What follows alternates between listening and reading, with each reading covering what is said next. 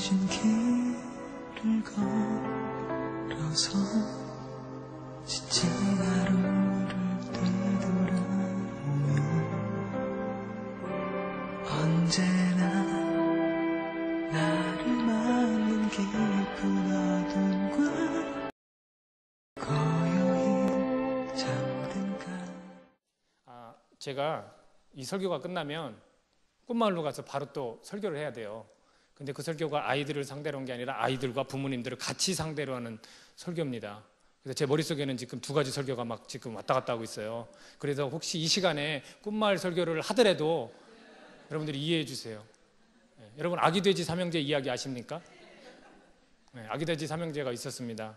근데 이 돼지들을 모아놓고, 근데 그 돼지네가 김간애래요. 김간애 돼지, 김신애래요. 김신애. 그걸 좀 기억하셔요. 그래서 아기 돼지들을 모아놓고, 야, 너네들이 이제 다 컸으니까 각자 나가서 집을 지어 살도록 해라 그랬어요. 그래서 첫째 돼지 요한이 돼지가 나가서 집을 졌어요. 근데 이 요한 돼지는 그 놀보였어요. 놀기를 굉장히 좋아했어요. 그래서 에이 귀찮아 하고서 후다닥 집으로 이렇게 집을 얼기설기 이렇게 져놓고 나가서 막 놀았어요. 그래서 미국 갔대요. 그리고 둘째 돼지가 윤호돼지예요. 윤호돼지인데 이 돼지는 잠자는 걸 좋아해요. 간이 좀 안 좋거든요. 그래서 이렇게 잠자는 걸 좋아하는데 통나무로 뚝딱뚝딱 해서 통나무를 막 져놓고 그 안에서 이제 자기 시작했어요. 그리고 세 번째 돼지가 선이돼지예요. 선이돼지가 아주 부지런쟁이에요. 그래서 설계도도 막 그리고 벽돌로 막 이렇게 차곡차곡 해서 집을 아주 튼튼하게 만들었어요. 그리고서 형제들끼리 모였어요. 그래서 막 자랑을 한대요.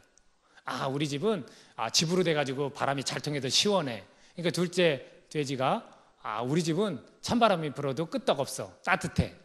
그런 다음에 셋째 돼지가 자기도 질사라 막 자랑을 하는 거예요. 우리 집은 비바람이 몰아쳐도 끄떡없어. 이렇게 자랑을 하는 거예요. 근데 며칠 뒤 배고픈 늑대가 찾아왔어요. 그래서 첫 번째 형 그 볏집으로 진 집에 찾아와서 톡톡톡 문 좀 열어줘 그랬어요. 그랬더니 안 돼, 나를 잡아먹으려고 하고서 그랬어요. 그래? 그러면 내가 너네 집을 부숴버리겠어요 하고 후 하고 그렇게 바람을 불었어요. 그러니까 다 날아갔어요. 그러니까 이 첫째 형이 도망가서 둘째 내려갔어요. 그러니까 둘째 내려갔더니 둘째 늑대가 쫓아와서 또 톡톡톡 문 좀 열어줘. 안 돼, 우리를 잡아먹으려고 그랬어요. 그랬더니 안 되겠다, 부숴버려야겠다 하고서 발로 막 꽁꽁 찼어요.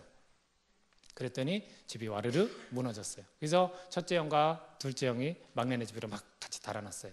막내네 집에 딱 갔는데 늑대가 똑똑똑 문 좀 열어줘 그랬더니 안 돼, 우리를 다 잡아먹으려고 하고 삐죽하고 얼굴을 내밀고 막 쳐다봤어요. 그러니까 좋아, 너네 집을 부숴버리겠다고 후 하고 불었어요. 안 부서졌어요. 에라이 하고서 몸으로 부딪히고 발로 차고 꽝꽝 했어요. 근데 역시 안 부서졌어요. 이쪽 저쪽 왔다 갔다 하다가 늑대가 꾀를 내서 사다리를 놓고 지붕으로 올라갔어요. 굴뚝으로 막 이렇게 내려가려고 했어요. 내려가는데 그 첫째 형과 둘째 형이 늑대가 내려오고 있어 그랬더니 막내가 그럼 불을 피워야겠어 하고서 불을 막 폈어요. 그랬더니 이 늑대의 꼬리하고 막 다 타고 늑대가 막 울면서 막 도망갔습니다. 그래서 이 형제들이 안 되겠다, 우리가 힘을 합해서 열심히 집을 멋있게 짓자.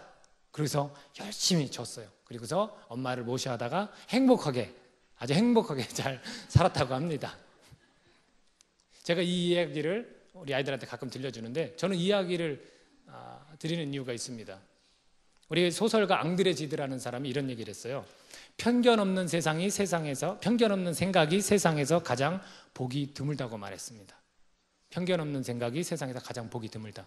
자, 생각을 해보세요. 막내 돼지가 편견을 갖고 있었다면 어떻겠어요? 뭐 형들은 말이야 일찍 져놓고 놀기도 하고 자기도 하고 나는 땀을 뻘뻘 흘리면서 졌는데 그렇게 생각할 수 있어요. 하지만 이 막내 돼지는 편견 있는 생각을 가진 게 아니라 마음을 줬어요. 마음을 먼저 줬어요. 여기서 생각보다 우리가 마음이 우선이라는 거예요. 그 작은 돼지네 공동체지만 생각보다는 마음이 우선으로 그들을 받아줬다는 겁니다. 가정에 대해 저는 생각나는 분이 있어요. 저희 어머니예요. 저희 어머니인데 한 8일, 9일 지나면 만 7년째 되는 것 같아요. 소천하신 지가. 근데 가정에 대해만 이렇게 더 많이 이렇게 생각날 거 아니에요. 근데요, 저는 외롭지도 않고요, 힘들지도 않아요. 시간이 그만큼 지나서일까요? 아니에요. 갑자기 저희 어머니는 연세가 많으셔서 돌아가신 게 아니라 갑자기 췌장암으로 딱 2달 만에 돌아가셨어요. 그래서 저는 충격이었어요. 굉장히 큰 충격이었어요. 근데요, 지금은요 하나 외롭지 않고 힘들지 않아요. 왠지 아십니까? 여기 앞에 계시네요. 우리 어머니가 계세요. 우리 어머니가 계시기 때문에 그래요. 또 이 자리에 아직 안 오신 것 같은데 최권사님, 민권사님, 저희 어머니십니다. 그렇기 때문에 저는 외롭거나 힘들지가 않습니다.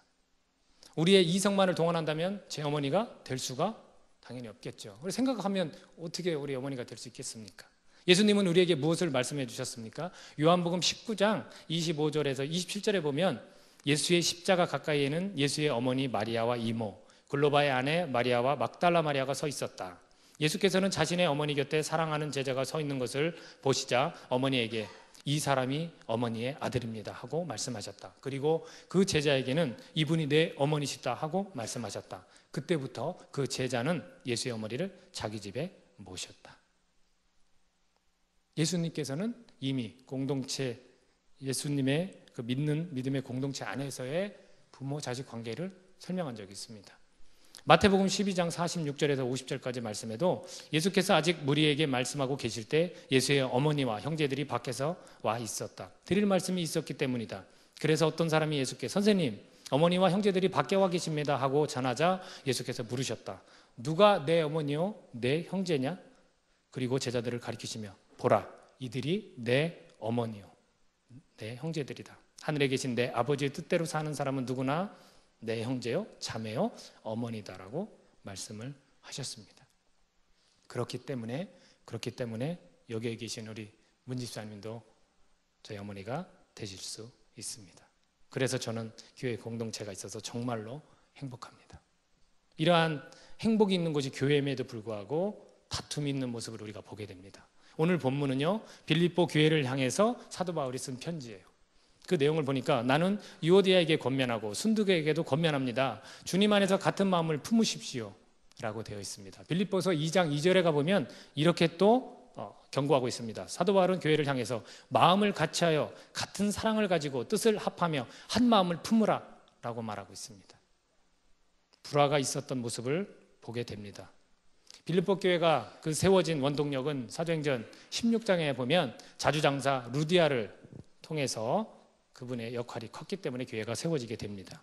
여기 언급된 이 두 여인, 순조로운 여행이라는 이름의 뜻을 가진 유오디아, 그리고 행복한 기회라는 뜻을 가진 순두계, 이 여인들도 교회에서 지도자 역할을 하는 여성 집사들로 보입니다.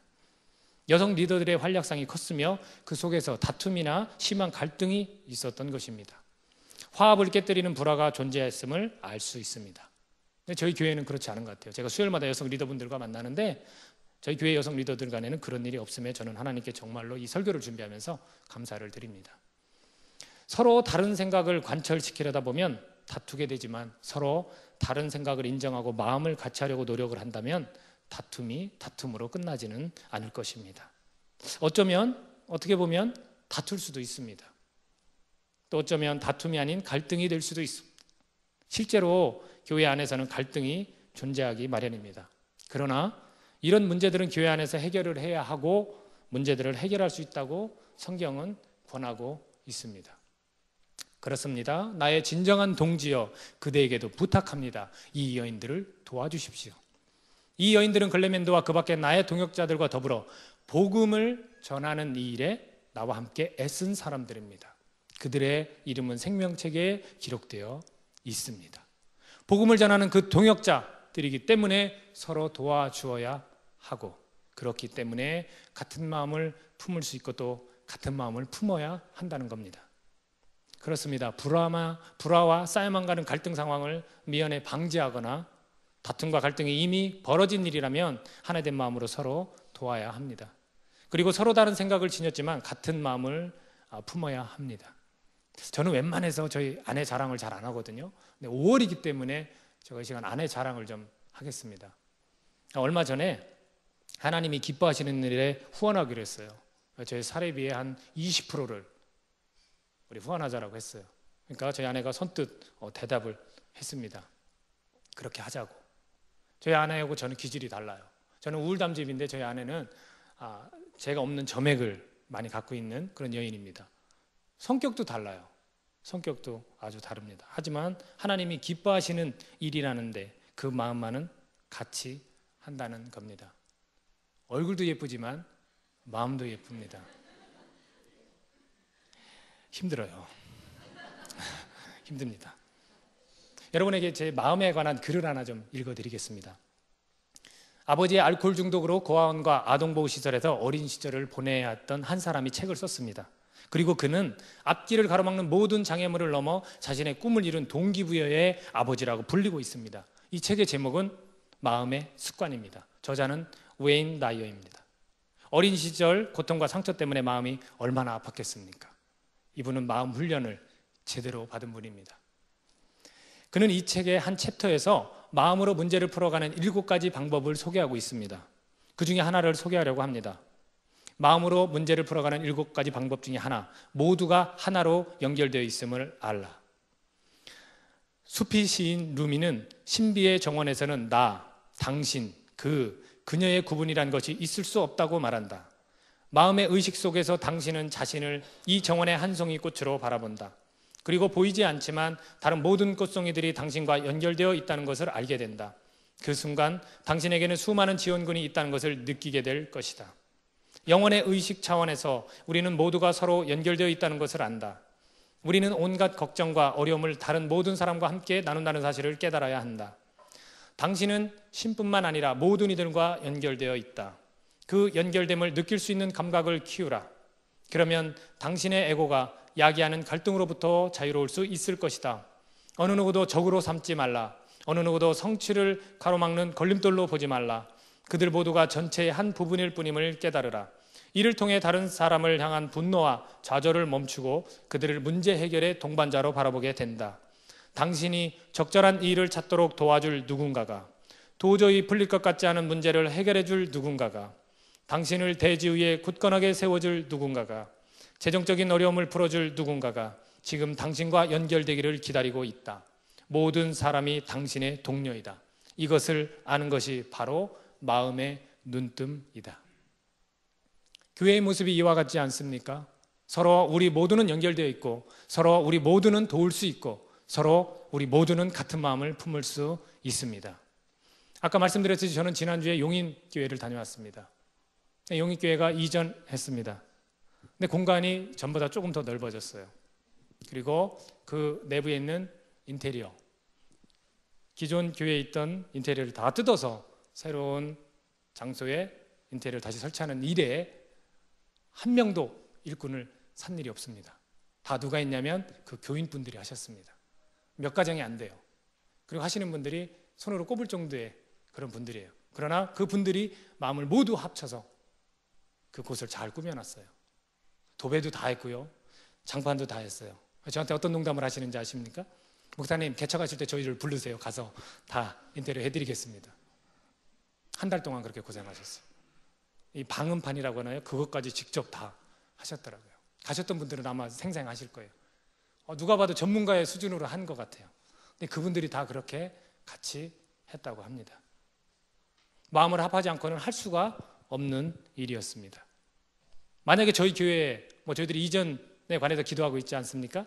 교회를 예를 들어 건축하는 일이나 어디 다른 장소를 옮기는 일에 저희 교회도 충분히 할 수 있는 일이라고 저는 생각을 합니다. 그렇죠? 우리가 마음을 충분히 합해서 함께하는 교회는 마음을 충분히 합해서 할 수 있는 일이라고 저는 생각을 하게 됩니다. 성경에서도 마음의 중요성을 지나치게 강조를 하고 있습니다. 사도행전 4장 32절에 보니까 믿는 무리가 한 마음과 한 뜻이 되어 모든 물건을 서로 통용하고 자기 재물을 조금이라도 자기 것이라 하는 이가 하나도 없더라. 초대교회의 모습입니다. 사도행전 8장 6절에 보니까 무리가 빌립의 말도 듣고 행하는 표적도 보고 한 마음으로 그가 하는 말을 따르더라. 로마서 12장 16절에 보니까 서로 한 마음이 되고 교만한 마음을 품지 말고 비천한 사람들과 함께 사귀고 스스로 지혜가 있는 채 하지 마십시오. 로마서 15장 5절에서 6절의 말씀을 보니까 이제 인내와 의료의 하나님이 너희로 그리스도 예수를 본받아 서로 뜻을 갖게 하여 주사 한 마음과 한 입으로 하나님 곧 우리 주 예수 그리스도의 아버지께 영광을 돌리게 하려 하노라. 고린도 교회를 향한 사도 바울의 편지입니다. 고린도전서 1장 10절에 보니까 형제들아 내가 우리 주 예수 그리스도의 이름으로 너희를 권하노니 모두가 같은 말을 하고 너희 가운데 분쟁이 없이 같은 마음과 같은 뜻으로 온전히 합하라. 고린도전서 2장 16절 하반절에 보니까 우리가 그리스도의 마음을 가지고 있습니다라고 되어 있습니다. 또 골로새서 3장 15절에 그리스도의 평화가 여러분의 마음을 지배하게 하십시오. 이 평화를 누리도록 여러분은 부르심을 받아 한 몸이 되었습니다. 또 여러분은 감사하는 사람이 되십시오. 골로새서 3장 24절 말씀에 무슨 일을 하든지 마음을 다하여 죽게 하듯 하고 사람에게 하듯 하지 말라라고 되어 있습니다. 마지막으로 오늘 본문과 같은 말씀입니다. 빌립보서 2장 2절에서 5절의 말씀을 보니까 마음을 같이하여 같은 사랑을 가지고 뜻을 합하며 한 마음을 품어 아무 일에든지 다툼이나 허용으로 하지 말고 오직 겸손한 마음으로 각각 자기보다 남을 낮게 여기고 각각 자기 일을 돌아볼 뿐더러 또한 각각 다른 사람들의 일을 돌보아 나의 기쁨을 충만하게 하라. 너희 안에 이 마음을 품으라. 곧 그리스도 예수의 마음이니라고 말씀을 하고 있습니다. 성경을 기준으로 삼고 삶을 살아가는 우리이기 때문에 같은 마음, 즉 예수 그리스도의 마음을 품고 교회들은 갈등을 해소할 수 있습니다. 교회 공동체는 바로 이런 곳입니다. 얼마든지 불화와 갈등 문제를 해결할 수 있는 곳입니다. 예수님도 복음서에서 익히 마음에 관해서 하신 말씀이 있습니다. 마태복음 23장 25절에서 26절 말씀을 보니까 율법학자와 바리새파 위선자들이여 너희에게 화가 있다. 너희가 잔과 접시의 겉을 깨끗하게 하지만 그 안에는 탐욕과 방종이 가득 차 있다. 너희 눈먼 바리새파 사람들이여 먼저 잔과 접시의 안을 깨끗하게 하여라. 그래야 겉도 깨끗해질 것이다. 여기서 겉과 안을 이야기할 때 이 안이라는 단어는 헬라어로 카르디아입니다. 카르디아. 인격의 중심, 마음을 나타내는 카르디아라는 단어를 쓰고 있습니다. 우리의 마음이 먼저라는 거예요. 겉보다는 우리의 마음이 항상 먼저라는 거예요. 마음이 바뀌면 행동이 바뀌고, 마음이 바뀌면 생각이 바뀌고, 생각이 바뀌면 언어가 바뀌고, 언어가 바뀌면 행동이 바뀌고, 행동이 바뀌면 인격이 바뀌고, 인격이 바뀌면 운명이 바뀌게 된다는 말이 있습니다. 교회 공동체는 다양한 분야에서 또는 다양한 연령으로 때론 다양한 환경 조건을 지닌 채 다양한 사람들이, 다양한 신앙인들이 모여있는 공동체입니다. 다양한 사람들이 같은 생각을 하기는 쉽지 않지만 다양한 사람들이 같은 마음을 품기는 어렵지 않습니다. 왜냐하면 우리는 우리가 섬기는 하나님 아버지의 마음을 품을 수 있기 때문입니다. 교회는 같은 마음을 품은 가족 공동체입니다. 공동의 기쁨, 공동의 고통, 공동의 일을 함께 나누며 감당해야 합니다. 그렇게 되어지기를 예수님의 이름으로 간절히 바랍니다. 제가 좋아하는 찬양이 하나 있습니다. 하나님 아버지의 마음. 그 찬양의 가사를 제가 잠시 읽어드리겠습니다. 아버지, 당신의 마음이 있는 곳에 나의 마음이 있기를 원해요. 아버지, 당신의 눈물이 고인 곳에 나의 눈물이 고이길 원해요. 아버지, 당신이 바라보는 영혼에게 나의 두 눈이 향하길 원해요. 아버지, 당신이 울고 있는 어두운 땅에 나의 두 발이 향하길 원해요. 나의 마음이 아버지의 마음 알아. 내 모든 뜻 아버지의 뜻이 될 수 있기를. 나의 온 몸이 아버지의 마음 알아. 내 모든 삶 당신의 삶 되기를. 아멘.